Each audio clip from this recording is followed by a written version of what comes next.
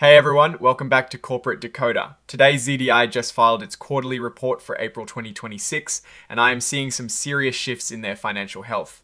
Quick note, this is not financial advice, just my take on public filings for educational purposes. While Zedge is showing some revenue growth, there is a significant impairment charge that really makes you question their future. So we are looking at Zedge's latest quarterly report, a 10Q filing. This gives us a peek into how the company is doing financially up to April of 2026. Let's dive straight into the numbers on their balance sheet as of the 30th of April 2026. Zedge had about $19.7 million in cash and cash equivalents. That is up a bit from July 2025. Total assets are around $34 million. On the other side of the ledger, their total liabilities are about $9.7 million. This means they have more assets than debts, which is generally a good sign. Now for the income statement, which tells us about their performance over a period. For the 3 months ending the 30th of April 2026, Zedge actually made a profit of $926,000. That sounds good, right? But things get a little more complicated when you look at the longer periods. The 9 months ending the 30th of April 2026 show a net loss of $575,000. And looking back further, the 9 months ending the 30th of April 2025 resulted in a bigger loss of $1.8 million. So while they had a profitable quarter, the year-to-date picture is still showing a loss. Let's break down where that revenue is coming from. For the 3 months ending the 30th of April 2026, total revenue was almost $8 million, a small increase from the same period last year. The bulk of this comes from their Zedge marketplace, mainly from advertising and subscription sales. Advertising revenue is actually down a little, but subscription revenue is up significantly, a solid 31.9% increase. This shows their subscription model is growing, which is a positive sign for recurring income. Speaking of subscriptions, the number of active subscriptions at the end of April 2026 was 1.26 million. That is a pretty big jump from 896,000 in the prior year, a 40.6% increase. This growth in subscribers is a key driver for their subscription revenue. Their Zedge Premium service, where they offer premium content, also saw some growth. Gross revenue from Zedge Premium went up 16.6% for the quarter. Net revenue from Zedge Premium also increased by 3.5%. Under the GuruShots segment, revenue from digital goods and services increased by 6.9%. This is partly due to their new Dataseeds business, which is a bright spot. However, revenue from the GuruShots game itself is down, reflecting a drop in their paying users. Now let's look at their expenses. Selling, general and administrative costs, or SG&A, came in at $6.2 million for the quarter.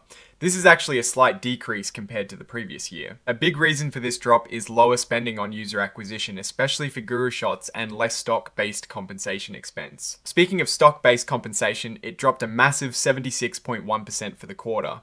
This is largely because certain stock awards related to the GuruShots acquisition were fully paid out last year. This is a significant cost reduction. Depreciation and amortization expense also saw a big drop of 40.9%.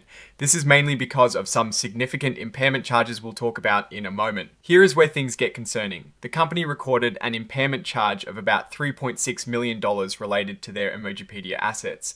What does that mean? It means they believe the value of Emojipedia, which is an important part of their business, has dropped significantly. They mentioned that changes to Google's search results and the rise of AI platforms providing emoji information directly have hurt Emojipedia's traffic and future earning potential. This is a pretty big red flag, as it suggests a major part of their business is losing value. They had to write down the value of these intangible assets. They also had a smaller impairment charge of $145,000 for capitalized software related to Emojipedia. Looking back to the prior year, they had restructuring charges of $577,000 related to a January 2025 initiative. This shows they have been trying to streamline operations. For income taxes, they recorded an expense of $257,000 for the quarter. Let's look at how their individual businesses are doing. The Zedge marketplace segment is showing stronger performance. Its income from operations increased 38.1% to $1.7 million for the quarter. This is driven by higher revenues and lower costs. On the other hand, GuruShots continues to struggle. Its loss from operations decreased by 39.1%, but it is still a significant loss of $672,000 for the quarter. This shows they're cutting costs, but the core business is still not profitable. In terms of cash flow, Zedge generated $2.9 million from operating activities for the 9 months ending the 30th of April 2026.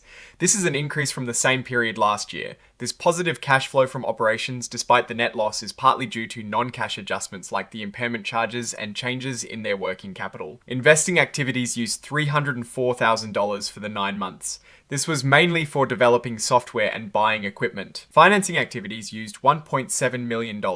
This includes about $1.1 million for repurchasing their own stock, which is a way to return value to shareholders, and $677,000 for cash dividends. They have been actively buying back shares.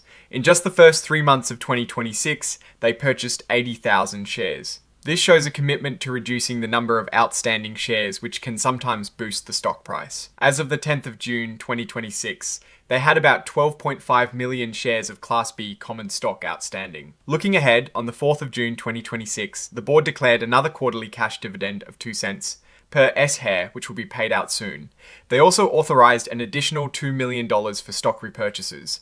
This shows confidence from the board in the company's financial stability. So, what is my take on all of this? Zedge is showing some really positive signs, particularly with their growing subscription revenue and active subscribers, as well as their data seeds business contributing to revenue. The increase in operating income from their Zedge marketplace segment is also very encouraging. However, that massive impairment charge on EMOJIpedia is a huge concern.